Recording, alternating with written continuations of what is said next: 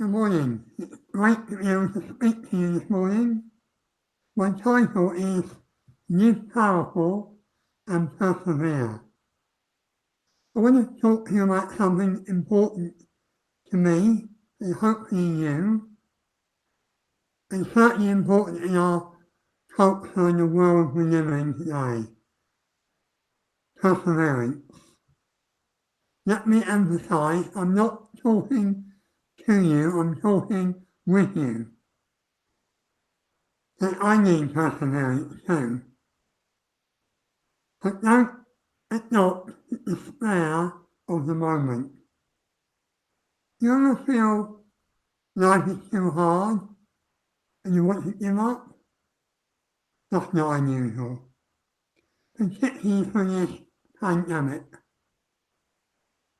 My exhortation to all of us is to persevere.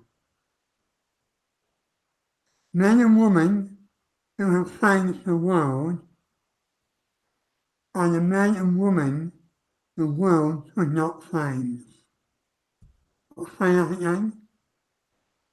Men and women who have changed the world are the men and women the world should not change.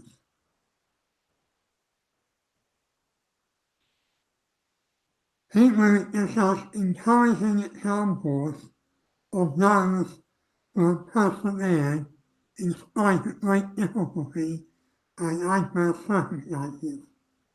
You can read all about it in Hebrews 11. These are recorded to encourage us to have confidence in God's promises, regardless of our circumstances.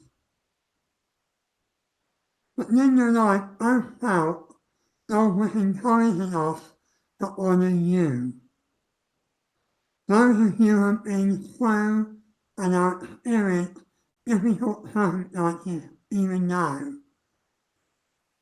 Well done, you're persevering.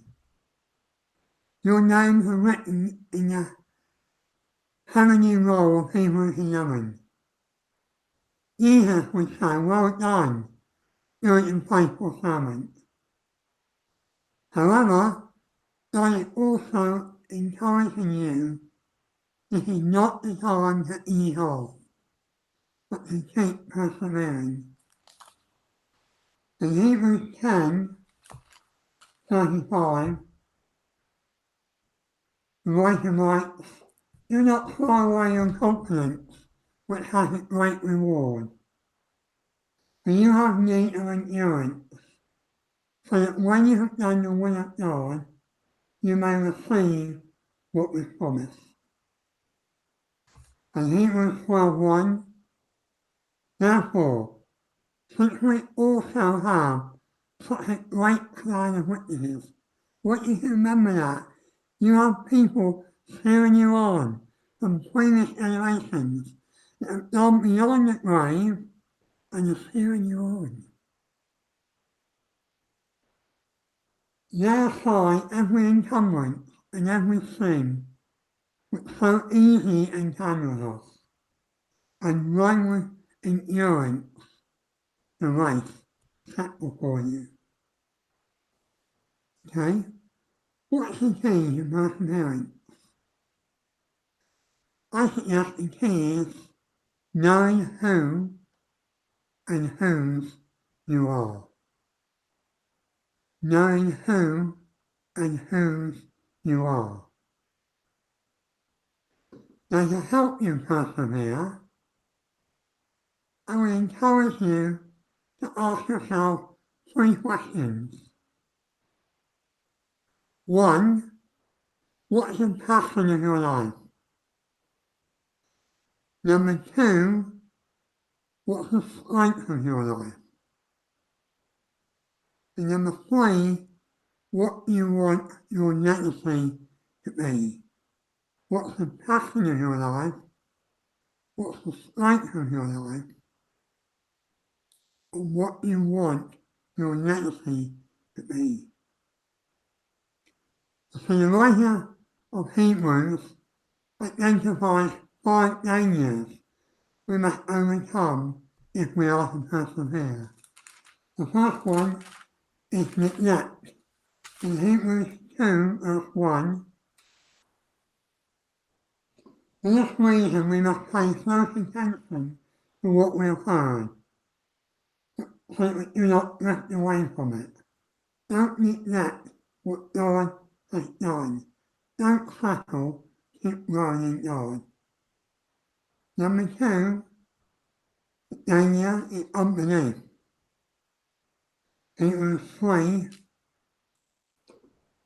take care, brothers, that there not be any of you with evil, unbelieving heart that falls away from the living God, but encourage one another, day by day, as long as it is still called today, so that none of you will be hardened by the deceitfulness of sin.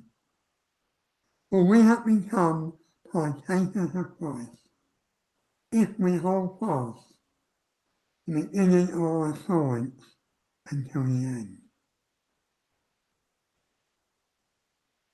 So number 3, spiritual immaturity. We need a growth mindset. Hebrews 5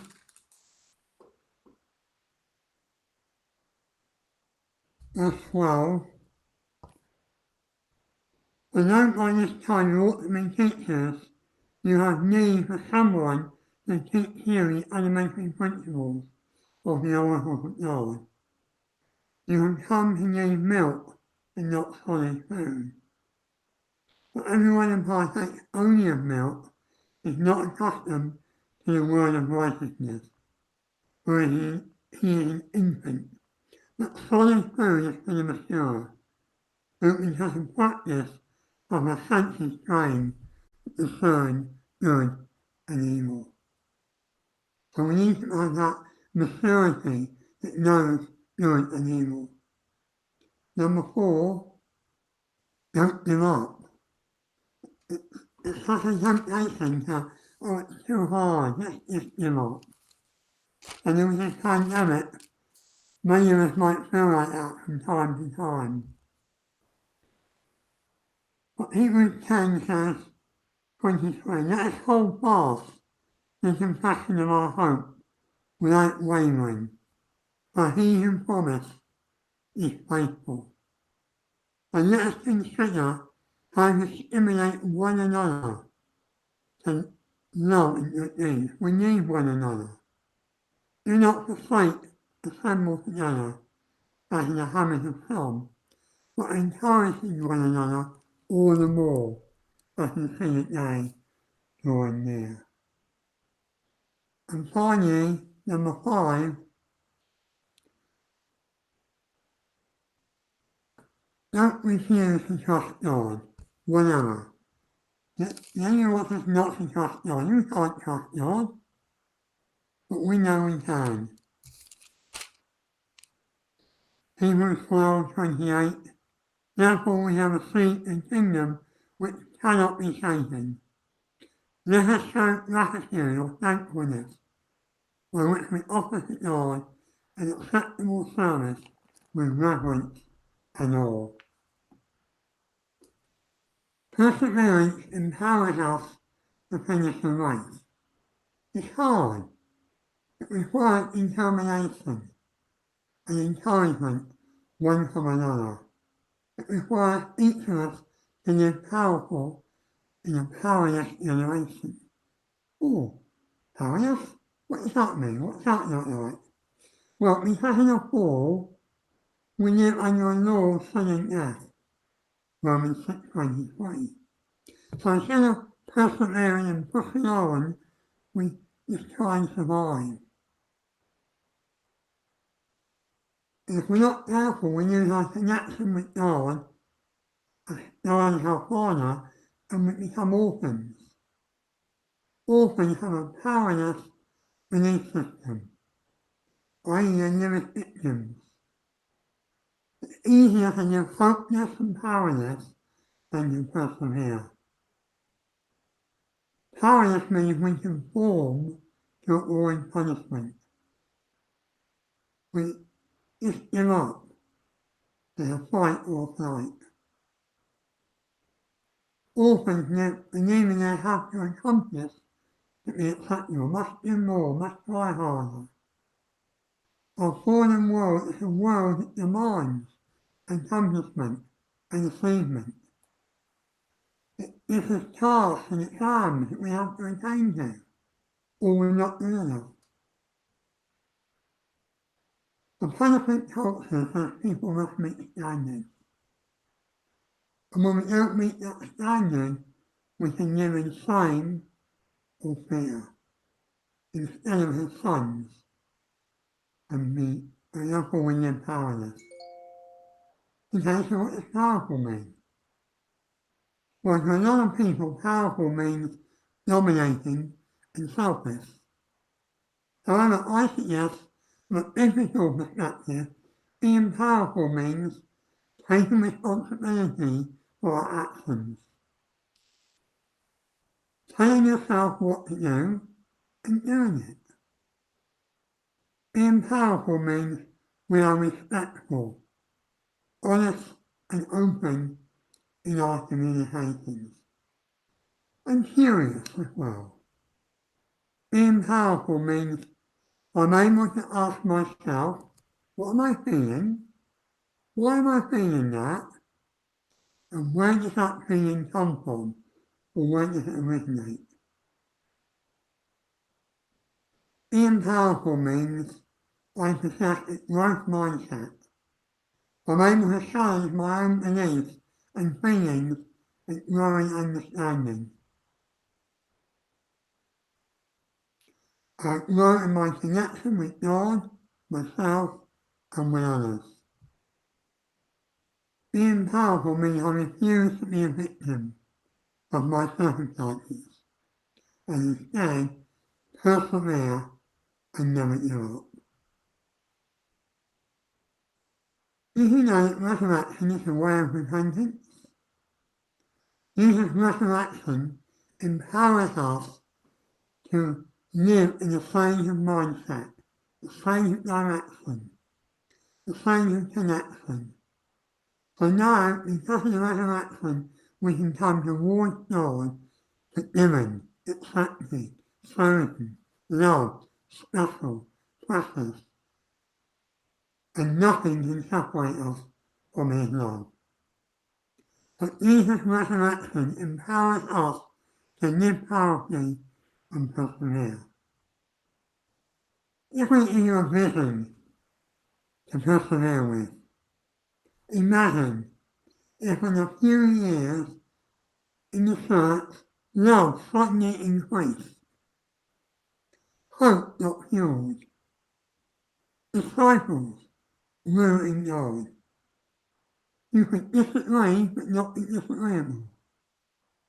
We focus on what united people, not what divided people. Okay. What is the key to perseverance? Knowing who and whose you are. Knowing who and whose you are. To help you persevere, ask yourself 3 questions. What's the passion of your life? What's the strength of your life? What do you want your next thing to be? Remember, men and women who have changed the world are the men and women the world could not change. The men and women who have changed the world are the men and women the world could not change.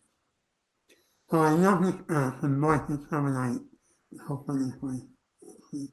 Do not rejoice over me, my enemy. Though I fall, I will arise. Keep going. God is good. Keep being creative, even in the routine of life. Well done, all of you, for persevering this far. I encourage you, persevere, even when it's going gets tough. Keep believing in who and whose you are, and never, ever